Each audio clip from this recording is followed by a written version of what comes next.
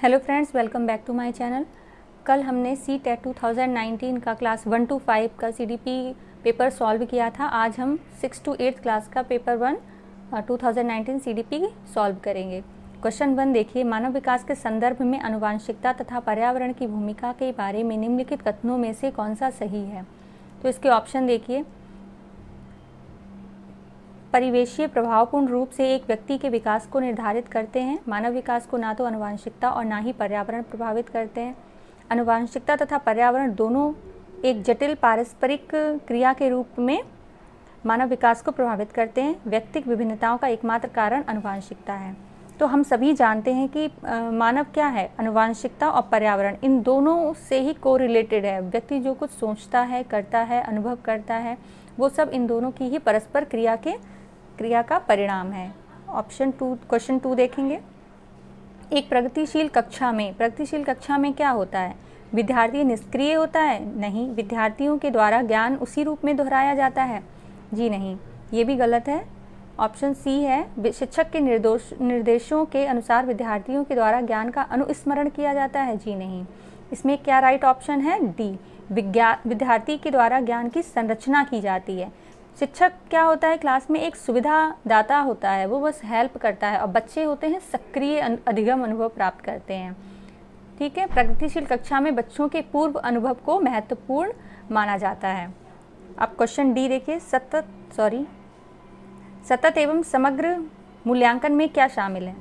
तो सतत एवं समग्र मूल्यांकन जो हर तरफ से हर एक परिप्रेक्ष्य में जिसका मूल्यांकन किया जाता है। तो केवल संकलनात्मक आकलन नहीं होता है, ना तो संरचनात्मक ना ही संकलनात्मक। ठीक है, तो इसका राइट ऑप्शन हो जाएगा सी, विविध प्रकार की रणनीतियों का प्रयोग करते हुए दोनों संरचनात्मक एवं संकलनात्मक आकलन का प्रयोग करना है। ये हमारा सतत एवं समग्र मूल्यांकन में शामिल होता है। क्वेश्चन 4 देखिए। वह प्रक्रिया जिसके द्वारा बच्चे आदतों, कौशलों, मूल्यों तथा अभिप्रेरणा को विकसित करते हैं और जो उन्हें समाज का हिस्सेदार एवं क्रियाशील सदस्य बनाती है, उसे क्या कहा जाता है? तो उसे, क्योंकि वो समाज का जिम्मेदार एवं क्रियाशील सदस्य बना रही है, तो क्या हो जाएगा? समाजीकरण। वह प्रक्रिया जिसके द्वारा बच्चे आदतें, कौशलों, मूल्यों तथा अभिप्रेरणा को विकसित करते हैं, जो उन्हें समाज का जिम्मेदार क्रियाशील सदस्य बनाती है, उसे हम क्या कहते हैं? समाजीकरण कहते हैं। क्वेश्चन 5 देखिए। एक समावेशी कक्षा में शिक्षक को क्या करना चाहिए? समावेशी कक्षा जिसमें विशिष्ट बच्चा भी हो और सामान्य बच्चा भी हो, प्रभावशाली जो बच्चा होता है, प्रतिभाशाली बच्चा, वो भी हो। ठीक है, तो इसमें शिक्षक को क्या करना चाहिए? अशक्त अधिगमकर्ताओं के प्रति दया, तो हमें किसी बच्चे पर दया नहीं दिखानी है, ये गलत हो जाएगा आपका। ठीक है, अपाहिज बच्चा, मंदबुद्धि बच्चा आदि के रूप में वर्गीकृत करना बिल्कुल नहीं। हमें कैटेगराइजेशन बिल्कुल नहीं करनी है, कैटेगराइज किसी को भी नहीं करना है। ठीक है, केवल प्रतिभाशाली एवं बच्चों पर ध्यान देना? जी नहीं। समावेशी शिक्षा का मतलब क्या होता है? हर बच्चे पे प्रॉपर ध्यान देना। ठीक है, तो इसका राइट ऑप्शन क्या हो जाएगा? डी हो जाएगा। ये विश्वास करना चाहिए कि प्रत्येक बच्चे में अपनी योग्यता एवं शक्ति के अनुसार सीखने की क्षमता है। ओके, क्वेश्चन डी देखिए। एक विद्यार्थी कक्षा में निम्नलिखित लक्षण प्रदर्शित करता है: पढ़ने के प्रति चिंता, शब्दों या अक्षरों को पहचानने में कठिनाई, निम्न स्तरीय शब्दावली कौशल, पहले पढ़े हुए पाठ को समझने या याद करने में कठिनाई। जब बच्चे को किसी भी कार्य को करने में कठिनाई आ रही है, तो वो एक डिसेबिलिटी होती है। ठीक है, यानी कि अधिगम अशक्तता वाले विद्यार्थी हो जाते हैं वो। ठीक है, तो ये कौन सी है? क्योंकि उसको पढ़ने में प्रॉब्लम आ रही है, तो ये डिसलेक्सिया। कौन सी हो गई? ये डिसलेक्सिया। अब देखिए क्वेश्चन 7। आपकी कक्षा में एक विद्यार्थी को विभिन्न स्रोतों से बार बार यह बताया गया कि उसके सामाजिक वर्ग के लोग शैक्षिक क्षेत्र में निम्न स्तरीय प्रदर्शन करते हैं।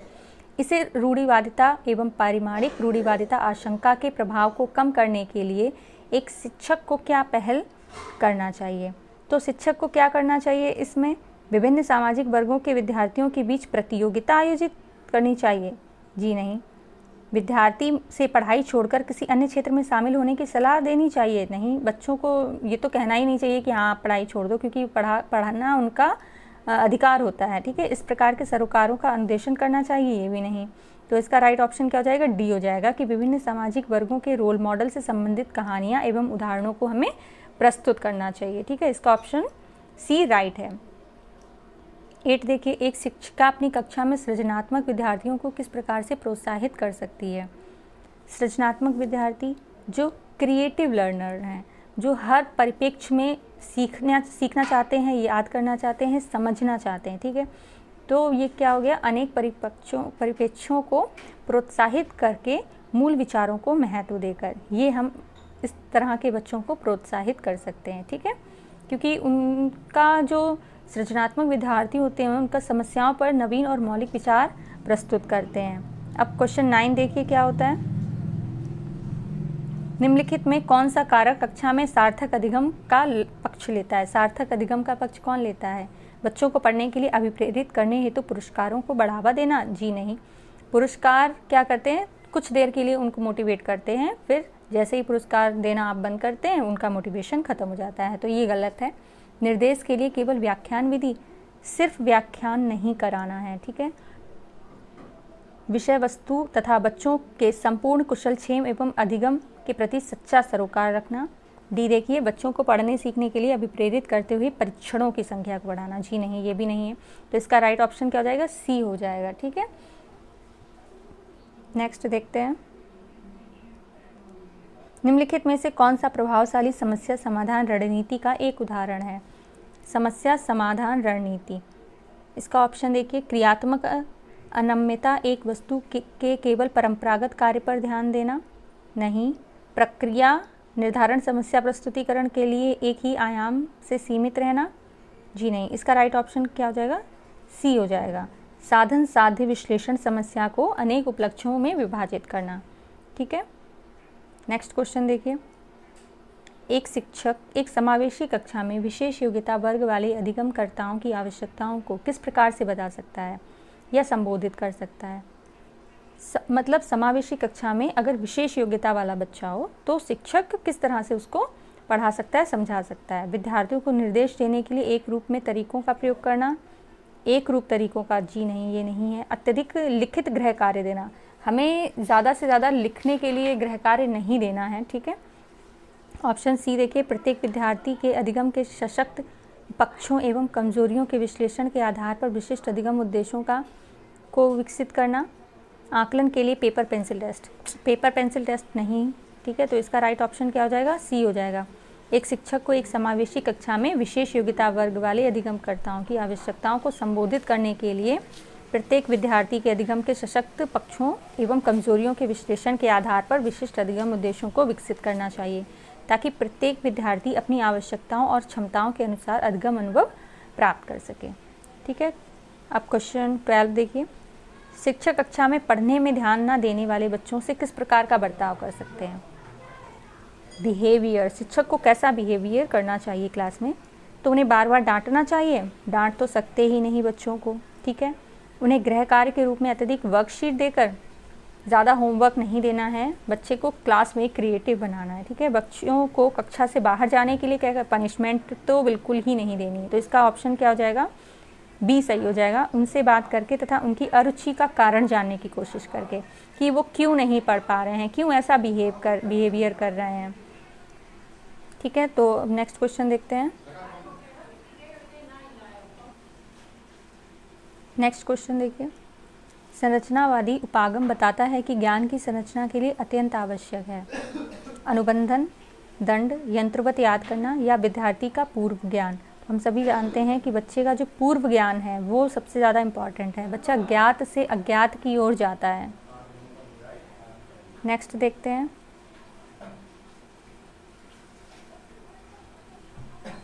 नेक्स्ट देखिए 14 देखिए, बच्चे अनेक घटनाओं के बारे में सहजानुभूति सिद्धांत की संरचना करते हैं। इस पृष्ठभूमि में एक शिक्षक को क्या करना चाहिए। तो ये क्वेश्चन हमने कल भी पढ़ा था। बच्चों के इन विचारों को खारिज करना चाहिए, बच्चों के विचारों एवं सिद्धांतों को अनदेखा करना चाहिए। अनदेखा नहीं कर सकते हैं, बच्चे कुछ भी बोलते हैं तो हमें उसको, अगर वो नेगेटिव बोल रहे हैं तो पॉजिटिव वे में उसको समझाना होता है, ठीक है। बच्चों की को इन विचारों के लिए डांटना चाहिए क्योंकि ये विचार उनके शिक्षण में हस्तक्षेप करते। तो इसका राइट ऑप्शन हो जाएगा डी, संवाद के द्वारा बच्चों की इन अवधारणाओं को चुनौती देनी चाहिए, बच्चों को बताना चाहिए कि ये सही है या गलत है, उनको समझाना चाहिए अच्छे से। ठीक है, तो नेक्स्ट क्वेश्चन देखिए 15। निम्नलिखित में से कौन सी शिक्षण अधिगम के लिए एक प्रभावशाली शिक्षण प्रणाली नहीं है? तो इसमें नहीं है ऑप्शन पर फोकस करिए आप।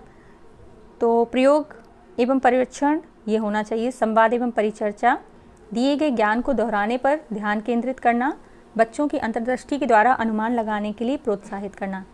तो इसमें कौन सा नहीं होना चाहिए? दोहराना नहीं है, दोहराने की जो प्रक्रिया है उस पर ध्यान केंद्रित नहीं करना है, प्रयोग कराने हैं, खोज कराना है, चर्चा करवानी है और बच्चों को अनुमान लगवाना है। उनको इस तरह की थिंकिंग उनमें डेवलप करनी है कि वो खुद से सीख सकें, क्योंकि वो सक्रिय खोजकर्ता होते हैं बच्चे। ठीक है, तो ऑप्शन सी इसमें राइट है। एंड 16 क्वेश्चन देखते हैं अब हम। निम्नलिखित में से कौन से कारक अधिगम को प्रभावित करते हैं? विद्यार्थी की अभिरुचि, विद्यार्थी का सामवेगिक स्वास्थ्य, शिक्षा शास्त्रीय रणनीतियाँ, विद्यार्थियों का सामाजिक एवं सांस्कृतिक संदर्भ। तो ये सभी, ये राइट ऑप्शन इसका सी है, 1 2 3 4, ये सभी ही अधिगम को प्रभावित करने वाले कारक हैं। ठीक है, 17 देखिए। निम्नलिखित में से क्या ज्ञान के सार्थक संरचना की प्रक्रिया का एक महत्वपूर्ण पहलू है? लगातार अभ्यास तथा बार बार स्मरण कराना? जी नहीं। पुरस्कार एवं दंड, उद्दीपन प्रक्रिया संबंध या सामाजिक पारस्परिक क्रियाएं? सामाजिक पारस्परिक क्रियाएं। बच्चा समाज से जितना अच्छा सीख सकता है उतना वो कहीं से नहीं, क्योंकि पर्यावरण और आनुवंशिकता हम सभी जानते हैं, बच्चा जो है या मनुष्य जो है वो इन्हीं दोनों की परस्पर क्रिया का परिणाम है। तो यहाँ पर सामाजिक पारस्परिक क्रियाएं, ये किसका सिद्धांत है? वाइगोत्स्की का सिद्धांत है। ओके, अब क्वेश्चन नंबर 18 पर आते हैं। जब विद्यार्थी पुरस्कार पाने की इच्छा से बार बार किसी गतिविधि को करने का निर्णय लेते हैं, जैसा कि एक प्रयोग का नियोजन एवं संचालन करना, जो कि प्रत्यक्ष रूप से उस गतिविधि से संबंधित नहीं है, जैसा कि स्टार या बैज प्राप्त करना, ऐसी स्थिति में क्या संभावना उत्पन्न होती है? समझने के लिए अधिगम में आनंद प्राप्त करना, बी है पुरस्कार के बिना भी उस गतिविधि में लगे रहना, अन्य लोगों को खुश करने के लिए कार्य करने के बजाय स्वयं की निपुणता के लिए उद्देशित करना, या अधिगम के प्रति भौतिकवादी अभिवृत्ति का विकास। क्योंकि वो पुरस्कार के लिए जा रहा है, तो इसका ऑप्शन यहाँ पर क्या हो जाएगा? डी। ठीक है, जब विद्यार्थी पुरस्कार पाने की इच्छा से कोई काम करना स्टार्ट करते हैं तो पुरस्कार जब मिलना बंद हो जाता है तो वो गतिविधि करना बंद कर देते हैं, ये भौतिकवादी अभिवृत्ति हो गई है। नेक्स्ट देखिए 19। संज्ञान एवं संवेग के बीच इस प्रकार का संबंध होता है। संज्ञान और संवेग ये दोनों कैसे होते हैं? बायो डायरेक्शनल होते हैं, द्विदिशीय होते हैं, दोनों के बीच एक गतिशील पारस्परिक क्रिया होती है। ठीक है, नेक्स्ट देखते हैं क्वेश्चन 20। निम्नलिखित में से कौन सी मध्य बाल्यावस्था की विशेषता है? मध्य बाल्यावस्था अमूर्त रूप से सोचने तथा वैज्ञानिक तर्क का प्रयोग करने की योग्यता विकसित हो जाती है। बच्चे तार्किक एवं मूर्त रूप से सोचना प्रारंभ कर देते हैं। तो इसका राइट ऑप्शन क्या हो जाएगा? बी हो जाएगा। मध्य बाल्यावस्था की आयु कितनी होती है? 6 से 12 वर्ष होती है। पियाजे ने इस सिद्धांत को मूर्त संक्रियात्मक अवस्था कहा है, जिसमें बालक तार्किक और मूर्त रूप से सीखने और चिंतन करने लगता है। ठीक है, तो ऑप्शन इसमें बी सही है। नेक्स्ट आते हैं, परिवार एवं आस पड़ोस बच्चों के समाजीकरण की कौन सी एजेंसी है यहाँ पर? प्राथमिक एजेंसी। ठीक है, नेक्स्ट क्वेश्चन है, बाल्यावस्था की अवधारणा की क्या अभिप्राय है? तो इसमें देखते हैं, समकालीन सामाजिक संरचनावादी मनोवैज्ञानिक के अनुसार ये सामाजिक संरचना है। ये राइट ऑप्शन इसका यही है। ठीक है, कि बच्चे दुष्ट रूप से पैदा होते हैं ये तो होगा ही नहीं। इसमें बच्चे शून्य से शुरुआत करते हैं, परिवेश के द्वारा ही पूरी तरह से निर्धारित होते हैं नहीं, क्योंकि हम जानते हैं कि आनुवंशिकता और पर्यावरण दोनों ही होते हैं। ठीक है, परिवेश। अब डी है इसमें, ये विभिन्न सांस्कृतिक संदर्भों एवं सार्वभौम रूप से समान है, ये भी नहीं होगा। तो इसका राइट ऑप्शन क्या हो जाएगा? ए हो जाएगा। ठीक है, अब नेक्स्ट देखते हैं क्वेश्चन, समाज में विभिन्न लिंगों के लिए उपयुक्त मानी जाने वाली पारूपिक विशेषताओं के बारे में जन सामान्य की अवधारणाओं को क्या कहते हैं? जो जन साधारण है वो क्या है? लैंगिक रूढ़िवादिताएं हैं। कि लड़का अलग लड़की अलग है, उनकी पोशाकें अलग हैं, उनका काम अलग है, ये चीज़ें जब बढ़ावा देते हैं, समाज इन चीज़ों को बढ़ावा देता है तो वो जेंडर रूढ़िवादिताओं के अंतर्गत आता है। ठीक है, अब क्वेश्चन 24 देखिए। हाल ही में पाठचर्चा में ऐसी कहानियों को शामिल करने के लिए विवेकशील प्रयास किया गया है जिसमें पिता घर के कामों में लगा रहता है और माता साहसी गतिविधियों को करती है। ये कदम किस लिए है कि पिता घर के काम कर रहा है, माता साहसी काम कर रही है? ये जेंडर रूढ़िवादिता को समाप्त करता है, बच्चों को ये समझाता है कि सिर्फ माँ ही नहीं खाना बना सकती है, पिता भी खाना बना सकता है, सिर्फ पिता ही काम करने के लिए बाहर नहीं जा सकता, मम्मी भी बाहर जा सकती हैं। ठीक है, तो ये रूढ़िवादिताओं को समाप्त कर रहा है। नेक्स्ट क्वेश्चन देखिए। वाइगोत्स्की के अनुसार जब एक वयस्क बच्चे के निष्पादन के वर्तमान स्तर को सहयोग द्वारा विस्तारित करता है तो उसे क्या कहते हैं? मतलब बच्चा कोई काम कर रहा है और वो ज़रा सा अटक गया, उसको थोड़ी सी हेल्प चाहिए और कोई भी बड़ा शिक्षक या अभिभावक उसकी थोड़ी सी हेल्प कर देते हैं, यानी कि वो क्या हो गया आपका, ये हमने बताया था कल भी, स्कैफोल्डिंग। क्या हो जाता है कि बच्चा अगर थोड़ा सा अटक गया किसी काम में और अभिभावक या वयस्क शिक्षक उसकी हेल्प कर दे तो वो स्कैफोल्डिंग के अंतर्गत आता है। ठीक है, ये वाइगोत्स्की के टर्म्स हैं। नेक्स्ट क्वेश्चन देखिए 26। नूर विद्यालय में अपना लंच बॉक्स लाना भूल गई तथा यह कहते हुए तान्या से उसका लंच साझा करने के लिए कहा कि तुम्हें आज अपना लंच मेरे साथ साझा करना चाहिए क्योंकि कल मैंने तुम्हारे साथ अपना लंच साझा किया था। लॉरेंस कोलबर्ग के नैतिक विकास के सिद्धांत के अनुसार नूर का कथन अभिविन्यास प्रारूप को डैश अवस्था पर दर्शाता है। तो ये क्या है? आदान प्रदान और परंपरागत। भाई वो आदान प्रदान करने के लिए कह रही है कि कल हमने तुम्हें अपना लंच दिया था तो आज तुम्हें हमें ये अपना लंच देना चाहिए। तो ये क्या हो गया? आदान प्रदान। इसमें कोई कानून या आज्ञा पालन या अच्छा होना ये चीज़ें नहीं आ रही हैं। ठीक है, तो इसका राइट ऑप्शन सी हो जाएगा। नेक्स्ट क्वेश्चन है